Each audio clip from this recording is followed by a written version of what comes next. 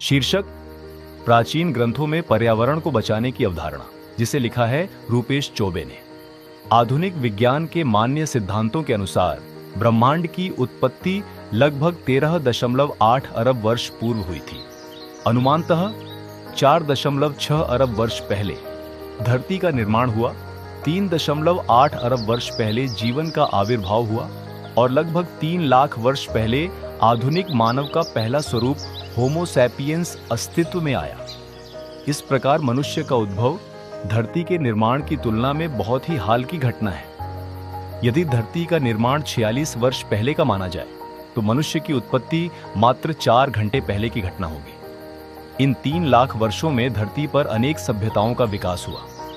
लगभग 500 वर्ष पहले वैज्ञानिक क्रांति हुई और लगभग 200 वर्ष पहले औद्योगिक क्रांति शुरू हुई, जिसका चतुर्थ चरण 4.0 अभी चल रहा है। विकास की इस प्रक्रिया में मनुष्य ने प्रकृति का अत्यधिक दोहन किया है। ये दोहन अब उस स्तर तक पहुंच गया है जहां नाभिकीय हथियार मनुष्यता के लिए खतरा बन चुके हैं और जल, जंगल, जमीन, हवा तथा ग्लेशियर जैसे प्राकृतिक संसाधनों को बचाए रखना चुनौतीपूर्ण हो गया है। जीवन को सरल बनाने के लिए किए गए कई आविष्कार भी अब पर्यावरण के लिए संकट बनते जा रहे हैं। ऐसा ही एक आविष्कार प्लास्टिक है, जिसका विकास लगभग 100 वर्ष पहले हुआ और आज इसका उपयोग जीवन के लगभग हर क्षेत्र में होने लगा है। Mobile, train, plane, automobile, ships और सैटेलाइट्स तक 1950 से अब तक मनुष्य लगभग 8.3 अरब टन प्लास्टिक का उत्पादन कर चुका है। प्लास्टिक के क्षरण होने में लगभग 500 वर्ष तक लग सकते हैं। इसका अर्थ है कि जहां भी प्लास्टिक का प्रयोग हुआ है वह लंबे समय तक पर्यावरण में बना रहेगा। एक अनुमान के अनुसार प्रतिवर्ष लगभग 90 लाख मीट्रिक टन प्लास्टिक समुद्र में पहुंच रहा है। शोध बताते हैं कि 2050 तक समुद्र में प्लास्टिक का कुल वजन समुद्र की मछलियों के कुल वजन से अधिक हो सकता है। यह विडंबना है कि 100 वर्ष पहले का यह आविष्कार अरबों वर्ष पुराने समुद्री पारिस्थितिकी तंत्र के लिए संकट बन गया है। यदि हम जंगलों के क्षरण को देखें तो पता चलता है कि लगभग 10,000 वर्ष पहले धरती पर लगभग 600 करोड़ हेक्टेयर जंगल थे, जो आज घटकर लगभग 400 करोड़ हेक्टेयर रह गए हैं। अर्थात लगभग 1/3 जंगल समाप्त हो चुके हैं। इसका सीधा प्रभाव उन प्रजातियों पर पड़ा है जो इन जंगलों पर निर्भर थी। International union for conservation of nature (IUCN) की रेड डाटा बुक के अनुसार 1,42,500 प्रजातियों में से लगभग 40,000 प्रजातियां विलुप्त होने के खतरे में हैं। विश्व से लगभग 900 प्रजातियां पहले ही विलुप्त हो चुकी हैं। पृथ्वी पर प्रदूषण का एक बड़ा कारण कार्बन डाइऑक्साइड का बढ़ता उत्सर्जन भी है। वर्ष 1850 से 1989 तक वायुमंडल में लगभग 1,400 गीगाटन कार्बन डाइऑक्साइड का उत्सर्जन हुआ, जबकि 1990 से 2020 के बीच लगभग 1,000 गीगाटन कार्बन डाइऑक्साइड उत्सर्जित हुई। अर्थात कुल उत्सर्जन का लगभग 42% केवल पिछले 30 वर्षों में हुआ है। यह मुख्यतः जीवाश्म ईंधनों जैसे कोयला, तेल और प्राकृतिक गैस को जलाने से उत्पन्न होती है। कार्बन डाइऑक्साइड और अन्य ग्रीन हाउस गैसें वायुमंडल में ऊष्मा को फंसा लेती हैं, जिससे ग्लोबल वार्मिंग की समस्या उत्पन्न होती है।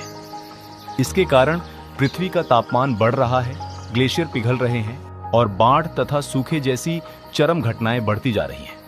समय के साथ विभिन्न प्रकार के प्रदूषण जैसे वायु, जल, मृदा, रेडियोएक्टिव, प्रकाश, शोर और तापीय प्रदूषण उत्पन्न हुए हैं, जो पर्यावरण को गंभीर क्षति पहुंचा रहे हैं। यदि हम गहराई से देखें तो ये सब मनुष्य की असीमित महत्वाकांक्षाओं का परिणाम है। कभी पूरी न हो सकने वाली इच्छाओं की वेदी पर मनुष्य ने प्रकृति को बलि चढ़ा दिया है।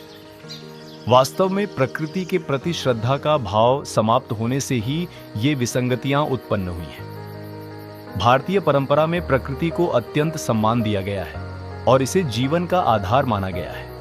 ऋग्वेद में कहा गया है कि आकाश पिता के समान, पृथ्वी माता के समान और अंतरिक्ष पुत्र के समान है। इन तीनों में से किसी एक को भी क्षति पहुंचाने से ब्रह्मांड का संतुलन बिगड़ सकता है। ऋग्वेद ये भी कहता है कि नदियों, समुद्रों, पर्वतों और प्रकृति से उतना ही ग्रहण करना चाहिए जो आवश्यक और सुखकारी हो। यही सतत विकास की अवधारणा है। यजुर्वेद में कहा गया है कि मनुष्य को जल को दूषित नहीं करना चाहिए और वृक्षों को अनावश्यक नहीं काटना चाहिए। आकाश और वायुमंडल को प्रदूषित करने से असमय वर्षा, सूखा और बाढ़ जैसी प्राकृतिक आपदाएं उत्पन्न हो सकती हैं।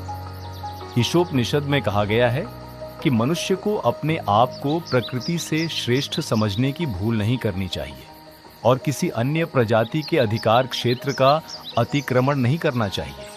पद्म पुराण में तुलसी के पौधे को अत्यंत पवित्र माना गया है। आधुनिक वैज्ञानिक शोध भी बताते हैं कि तुलसी वायुमंडल की हानिकारक गैसों को अवशोषित कर वायु गुणवत्ता में सुधार करती है और इसमें अनेक औषधीय गुण पाए जाते हैं। वैदिक और अन्य ग्रंथों में पीपल, बरगद, नीम, कमल, बांस, जौ, सरसों, हल्दी, आम, केला, धान, गेहूं, आंवला, अशोक और बेल जैसे अनेक पौधों की महत्ता बताई गई है। इन्हें पूजा और उत्सवों से जोड़कर हमारे पूर्वजों ने इनके संरक्षण का मार्ग बनाया। इसी प्रकार अनेक जीव जंतुओं को भी धार्मिक और सांस्कृतिक महत्व दिया गया, जैसे गाय, कुत्ता, हाथी, शेर, बंदर, मोर, सांप, कछुआ और गिद्ध आदि। इस प्रकार धर्म और संस्कृति के माध्यम से पर्यावरण संरक्षण की एक सामाजिक व्यवस्था विकसित की गई। अभी भी समय है कि विश्व स्तर पर ऐसे प्रयास किए जाए जो इस धरती को बचा सके। वसुधैव कुटुंबकम की भावना को समझते हुए पर्यावरण संरक्षण के प्रयासों को व्यापक और प्रभावी बनाना होगा ताकि आने वाली पीढ़ियों के लिए पृथ्वी को सुरक्षित रखा जा सके।